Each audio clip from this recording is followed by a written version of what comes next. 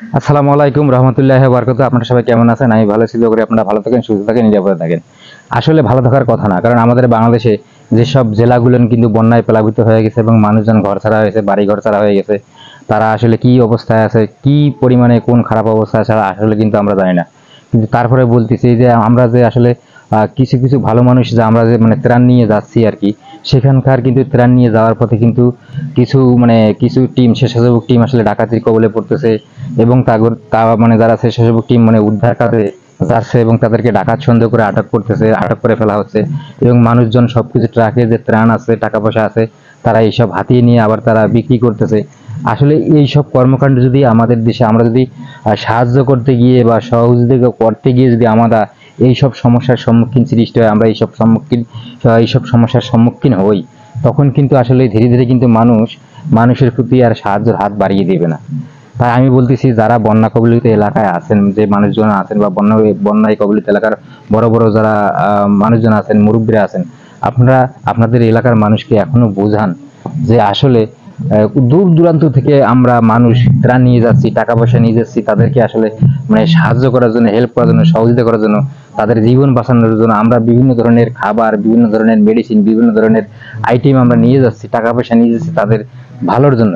কিন্তু আমরা ভালো করতে গিয়ে আমরা যদি নিজেরাই বিপদে পড়ে যাই, তখন কিন্তু আর আমরা যে সংগঠনগুলো কাজ করতেছে, উদ্ধার তৎপরতা চালাচ্ছে এবং জীবনের ঝুঁকি নিয়ে কাজ করতেছে, আর এই সব লোক যদি মানে বিপদের সম্মুখীন হয়, আপনাদের এলাকার লোকদের সাথে সমস্যার সৃষ্টি হয়ে যায়, তখন কিন্তু এই সব লোক বা আমরা যারা স্বেচ্ছাসেবী সংগঠনে কাজ করে, যেসব লোক যারা আসলে সহযোগিতা হাত বাড়িয়ে দিচ্ছে, জীবনের বাজি রেখে যাচ্ছে, তারা কিন্তু পরবর্তীতে এরকম বন্যার পরিস্থিতির সৃষ্টি হলে তারা কিন্তু আর কখনো যাইতে সাহস করবে না এবং যাবে না, তারা কখনো ফান্ড কালেকশনও করবে না।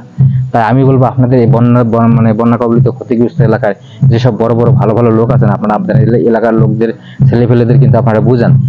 না হলে কিন্তু আপনারাই খাওয়ার জোগাড় করতে পারবেন না, কোথা থেকে আসবে আপনারা সেটা বুঝবেন না।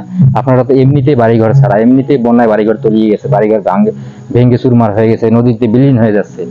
তাই আমি বলবো, আপনারা যারা এলাকার যে বড় বড় লোকজন আছেন, তারা আসলে আপনাদের এলাকার লোকজনকে বুঝান যে আসলে এইসব করা ঠিক না। আমরা যাচ্ছি আপনাদেরকে সাহায্য সহযোগিতা করার জন্য, আমরা যাই যদি আপনারা ডাকাতির সম্মুখীন হই, আপনাদের এলাকার লোকজন আমাদের ঘেরাও করে রাখে, আমাদের ত্রাণ ছিনতাই করে নিয়ে যায়, তাহলে তখন কিন্তু আমরা পরবর্তীতে পরবর্তীতে আপনাদের এলাকা যদি বন্যা কবলিত কখনো হয়ে যায়, তখন কিন্তু আর এই ত্রাণও দিতে যাবে না, আপনাদের চেহারাটাও দেখতে যাবে না।